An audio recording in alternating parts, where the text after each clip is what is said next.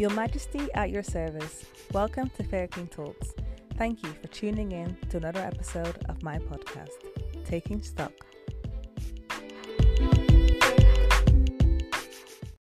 Before I started to work in an office and learned all kinds of office jargon and phrases, I never heard of taking stock being relevant outside the world of retail. As I work in higher education, I have had the benefit of university closure days, and this year is extra special because my institution has decided to close for 2 weeks during the Christmas break.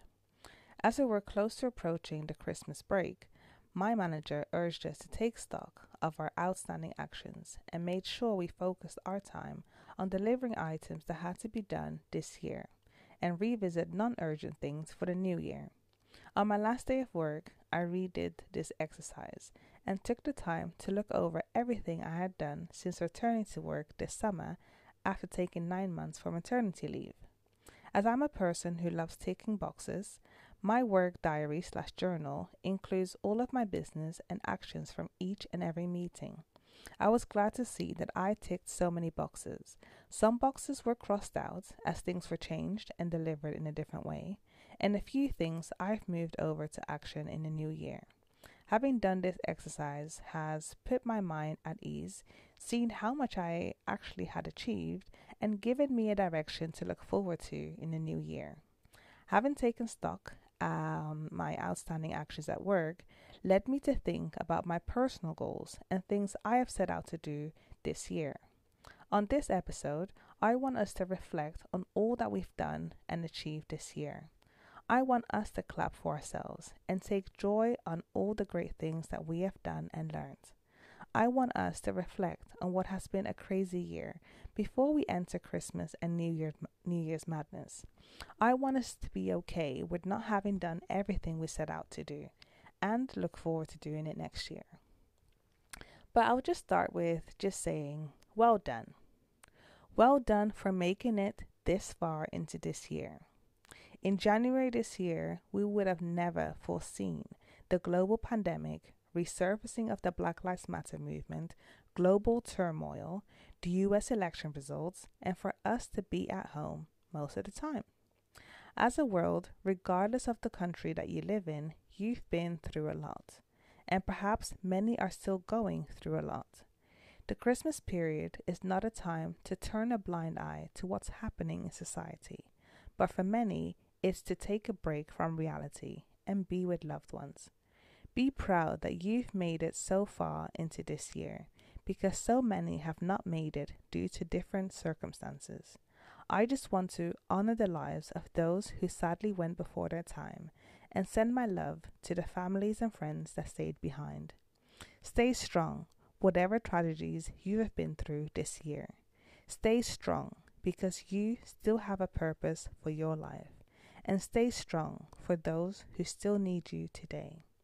If this is your first time tuning in, thank you for being here. And for those of you who have been tuning in since season 1, thank you for being part of my queendom, supporting this podcast, and hopefully you are still tapping into your own greatness. As I take stock of what I've achieved by doing this podcast, I can share with you a few things. 1. This podcast has given me the confidence to put myself out there in this digital world in a way I have never done before. I've never had a problem to share pictures of my life on Instagram or Facebook, but to put my voice to the platform has been a long time coming. If you listen to previous episodes, you may already know that I've made several attempts to be on platforms such as YouTube, but for whatever reason, it never really worked out, which to be honest is fine. I've had time to drill down the reason why, my reason why, to be on social media, and really think about how I would add value on such a saturated market. It was my conclusion earlier this year that podcasting would allow me to do this without a lot of added stress in my personal life. Point 2.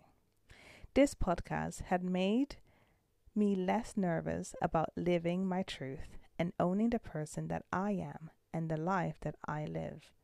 I am not a shy person, but I do shy away from showing my full self with others, and this podcast has helped me to open up about my different identities, thoughts, and ideas. It's been a great way to communicate the things that are on my mind in a concise manner without much waffling. Point 3.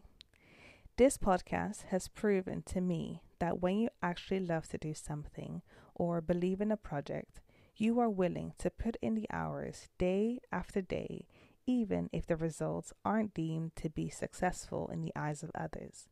Before starting this podcast, I told my husband that even if I just had one subscriber or one person listening, I would carry on doing it.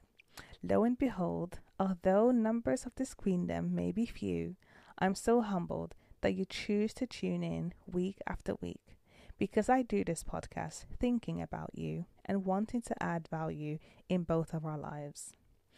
And point number 4, last but not least, this podcast inspires me to write and action my thoughts on a regular basis. Everything that pops into your mind is an inspiration that may be of value to you or someone else. I find that the things I talk about are timely in conversations with others and of real value to me. This is almost like an audio journal of my thoughts. These 4 points are just a few things I wanted to share with you, and hopefully you can start realizing what you have achieved by doing things in your life or actioning goals. Some say that life is a lesson. So what have you learned from your experiences this year? What have the outcomes been for you? How has what you have been through this year made you into a better person, made you tap into your greatness, made you make positive changes in your life? These are some of the questions I ask of myself. It's all fun and good to do this podcast, for example, but what are the lessons and learnings for me? Am I really adding value in the lives of others, or could I do more? My mum always says, sometimes we just have to be honest with ourselves and see what is working in our lives and what isn't. What is serving our lives and our purpose? What is good for us and what is adding unnecessary stress? It is with much pleasure that I can report to you that out of many things I've reflected on, this podcast is definitely going to continue, and I'm not going anywhere. So you can look forward to every Friday me posting something. What I would love, however, is to hear from you. So if you are a regular listener or this is your first time tuning in, let me know how this podcast is or isn't helpful to you. So you can email me on fairyqueendom@gmail.com or direct message me on Instagram. My handle is @fairyqueentatiana with an I. As you take stock of your past year or even your life, if you want to go there, you will gain an appreciation for each experience of your existence.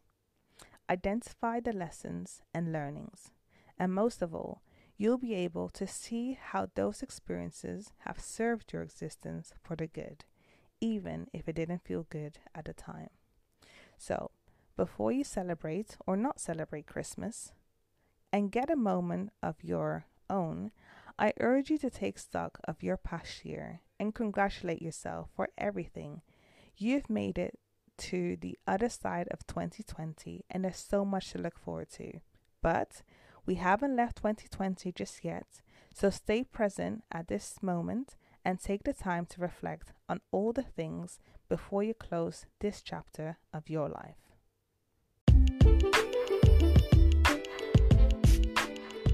At the end of each episode, I address the queendom. Taking stock of your past year is a chance for you to see the power of hindsight and perhaps use that knowledge for next year. It doesn't matter what you have or haven't achieved this year. What matters is what you have learned. Outstanding goals are not failures. Just take it to next year and be ready to adapt them. Thank you so much for listening to Fairy Queen Talks. See you next time.